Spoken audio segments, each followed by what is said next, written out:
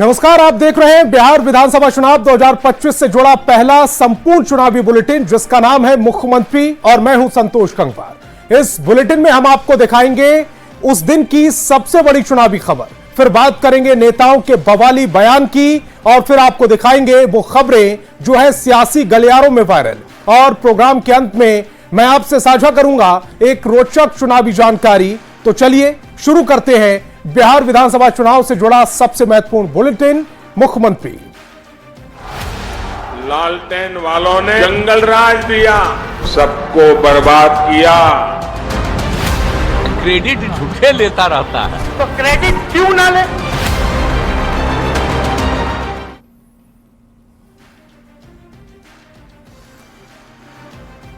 तो न्यूज 18 के rising Bharat summit में प्रधानमंत्री मोदी ने वक्फ कानून में संशोधन का जिक्र करते हुए विरोधियों पर बड़ा निशाना साधा। प्रधानमंत्री ने कांग्रेस का सीधा नाम लेकर कहा कि देश की सबसे पुरानी पार्टी ने कुछ कट्टरपंथियों को सत्ता के लालच के लिए खाद और बीज दिया। प्रधानमंत्री के इस बयान पर सियासत बेहद गर्म है। Ladies and gentlemen, Prime Minister of Bharat, Shri Narendra Damodar Das Modi. News 18 network के सबसे बड़े मंच पर देश के सबसे बड़े नेता प्रधानमंत्री नरेंद्र मोदी। पीएम मोदी ने इस मंच से जो बयान दिया, उस पर सियासत गरमा गई है। दरअसल संसद से पास हो जाने के बाद अब पूरे देश में वक्फ संशोधन अधिनियम लागू हो चुका है।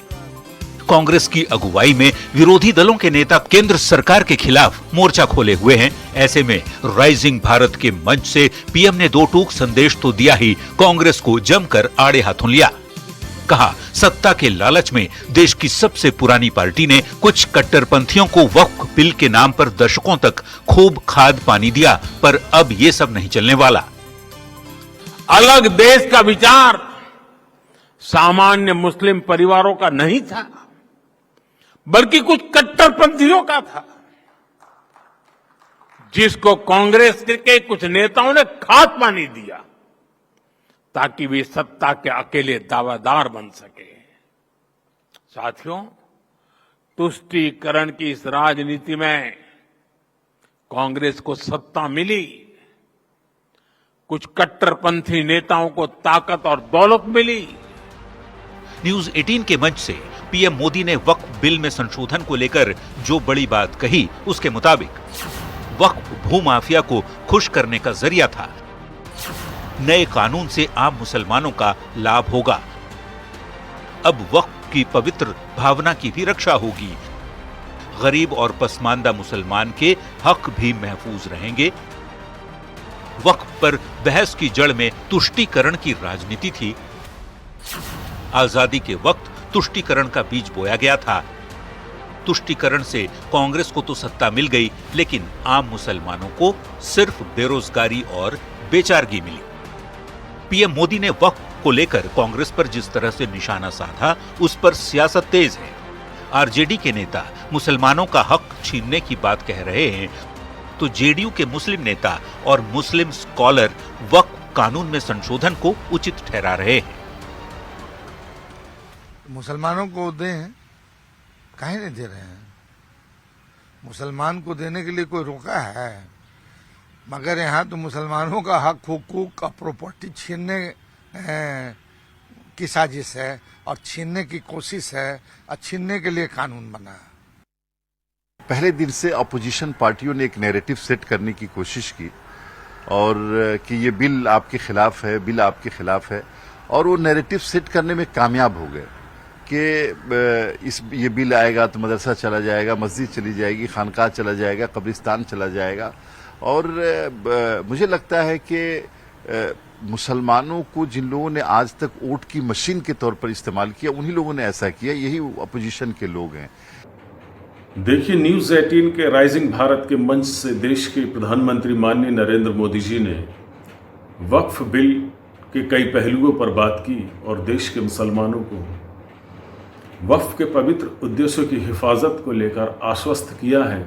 जब देश के प्रधानमंत्री वक्फ के पवित्र उद्देश्यों की हिफाजत को लेकर आश्वस्त कर रहे हैं, तो हमारे पास भी सिवाय उम्मीदों के कुछ और बाकी नहीं रह जाता है। वक्फ कानून में संशोधन पर केंद्र सरकार ने मुसलमानों के हितों की रक्षा का संकल्प दोहराया है, तो वहीं विपक्ष कानून बन जाने के बाद भी केंद्र पर मुसलमानों की खिलाफत का आरोप लगा रहा है। बिहार चुनाव से पहले वक्फ के बहाने कांग्रेस पर एनडीए के नेता सीधा हमलावर हैं। न्यूज 18 के लिए पटना से आनंद अमृतराज के साथ ब्यूरो रिपोर्ट। प्रधानमंत्री मोदी के कांग्रेस पर दिए बयान पर सियासत गर्म है। तेजस्वी यादव ने बीजेपी पर नफरत फैलाने और धर्म की सियासत करने का आरोप लगा दिया, तो वहीं राहुल गांधी के बिहार आने पर चिराग पासवान खुश है। खुश इसलिए क्योंकि राहुल के आने से फायदा एनडीए को मिल रहा है। चिराग ने आखिर ऐसा क्यों कहा, समझाते एक रिपोर्ट के जरिए। भारत श्री नरेंद्र दामोदर दास मोदी। तुष्टीकरण की राजनीति है। न्यूज 18 के मंच से प्रधानमंत्री मोदी ने कांग्रेस पर तुष्टीकरण की सियासत का आरोप लगाया, तो इस पर सियासत भी गर्मा गई। विपक्ष की ओर से मोर्चा तेजस्वी यादव ने संभाला। तेजस्वी ने पीएम के बयान पर निशाना साधते हुए कहा कि बीजेपी धर्म की राजनीति करने के साथ देश में नफरत फैलाती है, जो कि एक गंभीर मामला है। बंटवारा तो वो कर रहे हैं, आप देखिएगा, धर्म की राजनीति वो कर रहे हैं, नफरत फैलाने का काम कर रहे हैं, देश को बांटने का काम कर रहे हैं। सियासत की कड़ी तेजस्वी के बयान से होकर राहुल गांधी तक पहुंच गई। न्यूज 18 के मंच राइजिंग भारत में जब सवाल केंद्रीय मंत्री और एलजेपी-आरवी के राष्ट्रीय अध्यक्ष चिराग पासवान से राहुल गांधी को लेकर पूछा गया, तो जवाब बड़ा रोचक था। चिराग ने कहा कि राहुल के बिहार आने से फायदा एनडीए को ही हो रहा है। कैसे, सुन लीजिए। अच्छा, क्योंकि बिहार में चुनाव आने वाले हैं, राहुल गांधी एक के बाद एक दौरा कर रहे, 4 दौरे कर लिए हैं। करें, हमारी मदद करते हैं, जितने दौरे वो करते हैं। कन्हैया कुमार उनके साथ है। सोचिए कौन है उनके साथ। अरे आपको सोचना है, चुनाव आप लड़ रहे, मैं क्या करूंगी सोच के। देखिए रुबिका जी, सारी चीजें एक तरफ, बट राष्ट्र हित से ऊपर कुछ नहीं हो सकता। कतई कितने भी बंटवारे की राजनीति कर लें, सांप्रदायिकता, जातीयता जो कर लें, but when it comes to the nation, उसके ऊपर कुछ नहीं होना चाहिए। और मैं मानता हूं ईमानदारी से हर इंडिविजुअल, हर भारतीय को सोचना चाहिए कि कोई एक ऐसा व्यक्ति जो देश में रहकर बंटवारे की राजनीति करता हो, जो देश में रहकर भारत के टुकड़े रखने की सोच रखता हो, क्या ऐसे व्यक्ति के साथ किसी को भी जुड़ना चाहिए? और देश की एक बड़ी पार्टी, और बड़ी पार्टी नहीं, जिनका आप जिक्र कर रही हैं, वो हमारे एलओपी हैं लोकसभा में, वो उनके साथ खड़े होते हैं जिन्होंने देश के टुकड़े करने के नारे लगाए। ये उचित नहीं है। बिहार चुनाव से पहले नेताओं के बयान से सियासत गर्माती जा रही है। कोई तुष्टीकरण की सियासत का आरोप लगा रहा है, तो कोई धर्म और नफरत की बात कर रहा है। किसी के दौरे से किसी को फायदा क्यों मिल रहा है, इस पर चर्चा है, तो कोई देश की स्थिति को गंभीर बता रहा है। कुल मिलाकर चुनावी साल में सियासत गर्म जरूर है। Bureau report, news 18।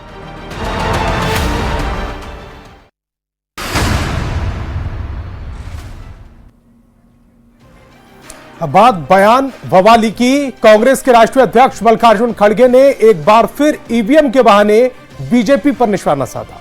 Electronic voting machine को फ्रॉड बताते हुए खड़गे ने बीजेपी पर अपने फायदे के लिए वोटिंग मशीन के इस्तेमाल किए जाने की बात अहमदाबाद में कही, जहां कांग्रेस का 2 दिवसीय राष्ट्रीय अधिवेशन चल रहा है। खड़गे के बयान पर सियासत बिहार में भी गर्मा गई। बयान बवाली के इस सेगमेंट में देखिए, ईवीएम पर आखिर क्यों मचा है सियासी घमासान। कहीं भी दुनिया में ईवीएम्स नहीं है। सरकार की नीतियों के अलावे यदि चुनाव में कोई दूसरा मुद्दा विपक्ष की ओर से उठाया जाता रहा है, तो वो है ईवीएम। लगभग हर चुनाव में वोटिंग मशीन पर सवाल विपक्ष खड़े करता रहा है और ईवीएम सवालों में घिरता भी रहा है। अब एक बार फिर से ईवीएम पर सवाल खड़े हुए हैं। कांग्रेस के राष्ट्रीय अध्यक्ष मल्लिकार्जुन खड़गे ने ईवीएम को फ्रॉड जैसे शब्दों का जिक्र कर इसे बीजेपी की ओर से अपने फायदे के लिए इस्तेमाल करने का आरोप लगाया है। अहमदाबाद में चल रहे कांग्रेस के 2 दिवसीय राष्ट्रीय अधिवेशन में खड़गे ने क्या कुछ कहा ईवीएम पर, जरा सुन लीजिए। पूरी दुनिया के विकसित देश ईवीएम को छोड़कर बैलेट पेपर की तरफ चल गए हैं। कहीं भी दुनिया में ईवीएम्स नहीं है, सिर्फ भारत में है। इसीलिए विकसित देश भी बैलेट पेपर में, लेकिन हम ईवीएम पे चल रहे हैं। ये सब फ्रॉड है, मैं ये कहूंगा, लेकिन वो लोग प्रूव करो। अरे आपने ऐसे टेक्निक बना लिए हैं कि जिससे आपको फायदा हो, अपोजिशन पार्टी को नुकसान हो, ऐसे टेक्नोलॉजी बनाकर अगर हमको हराना चाहते हैं तो आज नहीं कल इस देश के नौजवान उठेंगे और आपको हाथ पकड़ के ये कहेंगे हमको बैलेट पेपर होना चाहिए, ईवीएम नको। कांग्रेस अध्यक्ष मल्लिकार्जुन खड़गे के ईवीएम वाले बयान पर सियासत बेहद गर्म है। एनडीए के नेता विपक्ष पर तंज कस रहे हैं, तो वहीं आरजेडी के नेता खड़गे के बयान को सुझाव बता रहे हैं। खड़गे साहब को अपनी पार्टी की कमजोरी नजर नहीं आती, इसलिए कभी ईवीएम पर, कभी कोर्ट पर, कभी भारत की अन्य संवैधानिक संस्थाओं पर आरोप लगाते रहते हैं। दरअसल जनता से कनेक्टेड इनकी पार्टी अब रही नहीं, ये लोग रहे नहीं, ये लोग ड्राइंग रूम पॉलिटिशियन होकर रह गए हैं। ये दर्शाता है कि कांग्रेस पार्टी को लोकतंत्र पर भरोसा नहीं है, जनादेश का अपमान करते हैं। हम तो कहना चाहते हैं कि अगर सचमुच कांग्रेस पार्टी का इतना विरोध ईवीएम को लेकर है, तो जहां जहां इनके सांसद विधायक जीते हैं सबको इस्तीफा दे देना चाहिए, लेकिन इतनी हिम्मत इनमें नहीं है और यही इनके दोहरे चरित्र को उजागर करता है। कांग्रेस के राष्ट्रीय अध्यक्ष अगर सचेत कर रहे हैं तो इसको समझने की आवश्यकता है, इस पर गंभीरता दिखाने की आवश्यकता है और उनको भी गंभीर होने की आवश्यकता है। जो गुजरात के मुख्यमंत्री के तौर पर तो ईवीएम का विरोध करते थे, लेकिन आज प्रधानमंत्री के तौर पर ईवीएम के सपोर्ट में खड़े हैं। गुजरात के शहर अहमदाबाद में कांग्रेस का 84वां राष्ट्रीय अधिवेशन चल रहा है। पार्टी के तमाम बड़े नेताओं से लेकर कार्यकर्ता भविष्य की रणनीति पर मंथन कर रहे हैं, पर जिस तरह से पार्टी के अध्यक्ष मल्लिकार्जुन खड़गे ने एक बार फिर से ईवीएम पर सवाल खड़े किए हैं और उसे सीधे बीजेपी से जोड़ा है, उस पर सियासत बेहिसाब गर्म है। वैसे ये पहली बार नहीं जब खड़गे ने ईवीएम की वैधता पर सवाल खड़े किए हों। न्यूज 18 के लिए पटना से रवि एस नारायण के साथ ब्यूरो रिपोर्ट। अपने विवादित बयान से सुर्खियों में रहने वाले जेडीयू विधायक गोपाल मंडल ने एक बार फिर हिंदू मुस्लिम को लेकर बयान दिया है। दरअसल गोपाल मंडल नवगछिया के इस्माइलपुर प्रखंड के जय मंगल टोला में क्रिकेट टूर्नामेंट का उद्घाटन करने पहुंचे थे, जहां वे खेल के महत्व को बताते हुए कहा कि खेल से आपसी दुश्मनी खत्म होती है, लेकिन जब हिंदुस्तान पाकिस्तान के बीच मुकाबले में अगर भारत जीतता है तो हिंदू पटाखे फोड़ने लगते हैं और पाकिस्तान जीतता है तो यहां के मुसलमान भी पटाखे फोड़ने लगते हैं। खेल से खेल आपसी दुश्मनी खत्म होता है। आपस में जो बैर रहता है, यह दुश्मनी अगर हिंदुस्तान पाकिस्तान खेलता है, खेलने के क्रम में दोनों में तालमेल बैठ जाता है। हारने के बाद अगर हिंदुस्तान जीता, फायरिंग शुरू, पटाखा शुरू, पाकिस्तान जीता, यहाँ के मुसलमान भी शुरू कर देते हैं पटाखा करना। ये बात है, खेल खेलना चाहिए। अब बारी है कुछ रोचक जानकारी की, जिसे सियासत के लिहाज से आपको जानना बेहद जरूरी है। क्या आप जानते हैं 1980 में पहली बार बीजेपी बिहार विधानसभा का चुनाव लड़ी। पार्टी को पहले चुनाव में 21 सीटें मिली थी। तब संयुक्त बिहार में 324 विधानसभा की सीटें हुआ करती थीं। 1952 में पहले चुनाव के दौरान बिहार विधानसभा की 330 सीट थी। बिहार में पहले आम चुनाव में मात्र 39.5% वोट ही पड़े थे। और वक्फ बिल पर प्रधानमंत्री मोदी ने बड़ा बयान दिया, सुनाते हैं आपको 25 खबरें चुनाव की, चुनावी 25 साल।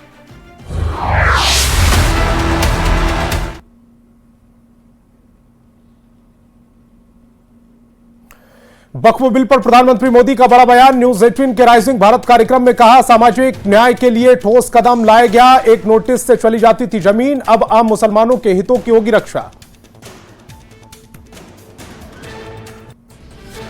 न्यूज 18 के राइजिंग भारत मंच पर बोले प्रधानमंत्री मोदी, आजादी के वक्त आम मुसलमानों ने नहीं किया था बंटवारे का समर्थन। राइजिंग भारत के मंच पर बोले प्रधानमंत्री मोदी, आजादी के वक्त बोया था तुष्टीकरण का बीज। तुष्टीकरण से कांग्रेस को जो सत्ता मिली, लेकिन आम मुसलमानों को सिर्फ बेरोजगारी और बेचारगी मिली। बीजेपी के राष्ट्रीय प्रवक्ता शहनवाज हुसैन ने प्रधानमंत्री मोदी के वक्फ कानून पर दिए बयान को बताया सही, कहा प्रधानमंत्री ने ठीक कहा। वक्फ को लेकर भ्रम फैलाने वालों पर शहनवाज हुसैन का हमला, कहा नए वक्फ एक्ट को लेकर कट्टरपंथी ही लोगों को भड़का रहे। शिया वक्फ बोर्ड के चेयरमैन अफजल अब्बास ने वक्फ पर प्रधानमंत्री मोदी के बयान का समर्थन किया, कहा सरकार का फैसला बिल्कुल सही। शिया वक्फ बोर्ड के चेयरमैन अफजल अब्बास ने वक्फ को लेकर कांग्रेस पर बोला हमला, कहा उन्होंने मुसलमानों के पिछड़ेपन के लिए कांग्रेस जिम्मेदार। वक्फ बोर्ड पर प्रधानमंत्री मोदी के बयान पर आरजेडी ने दी प्रतिक्रिया, अब्दुल बारी सिद्दीकी ने कानून को बताया असंवैधानिक। अब्दुल बारी सिद्दीकी ने वक्फ को लेकर सरकार पर साधा निशाना, कहा वक्फ कानून से मुसलमानों का हक छीनने की कोशिश। वक्फ कानून पर जेडीयू एमएलसी खालिद अनवर ने विरोधियों पर साधा निशाना, कहा वक्फ कानून को लेकर भ्रम फैला रहा विपक्ष। जेडीयू एमएलसी खालिद अनवर ने देश के बंटवारे के लिए कांग्रेस की नीति को ठहराया जिम्मेदार, कहा मुसलमानों को वोट बैंक के तौर पर इस्तेमाल कर रही कांग्रेस। वक्फ कानून पर बिहार में नहीं थम रहा विवाद, पटना में फिर से पोस्टर लगाकर सीएम नीतीश पर साधा निशाना। पटना में सीएम नीतीश कुमार के वक्फ कानून का समर्थन करने पर कसा तंज, कहा आरजेडी इस कानून के खिलाफ करेगी आंदोलन। आरजेडी के मुख्य प्रवक्ता शक्ति यादव ने वक्फ कानून का विरोध किया, उन्होंने कहा जेडीयू अब कोई पार्टी नहीं रह गई। तेजस्वी यादव के खुद को मुख्यमंत्री चेहरा बताने पर मंत्री श्रवण कुमार ने किया जोरदार हमला, कहा इस तरह का बयान जनता का अपमान, जनता के समर्थन से कोई बनता है मुख्यमंत्री। श्रवण कुमार ने तेजस्वी यादव को बताया अहंकारी, चुनाव में जनता इनके अहंकार को चूर चूर करेगी, कहा 2025 में भी जनता नीतीश कुमार पर ही भरोसा करेगी।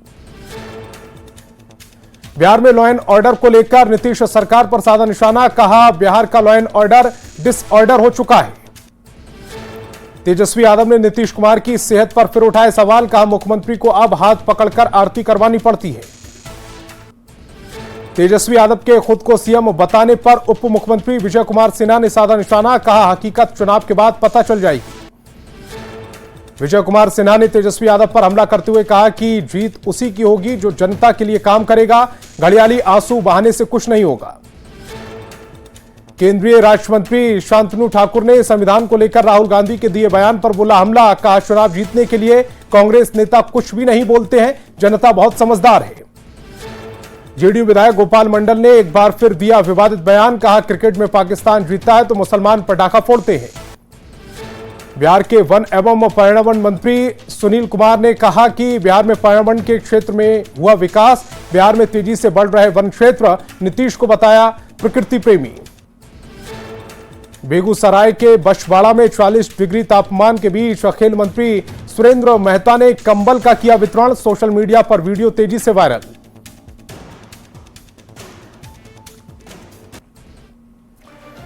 तो मुख्यमंत्री में आज फिलहाल इतना ही, आप देखते रहिए न्यूज़ 18 बिहार झारखंड।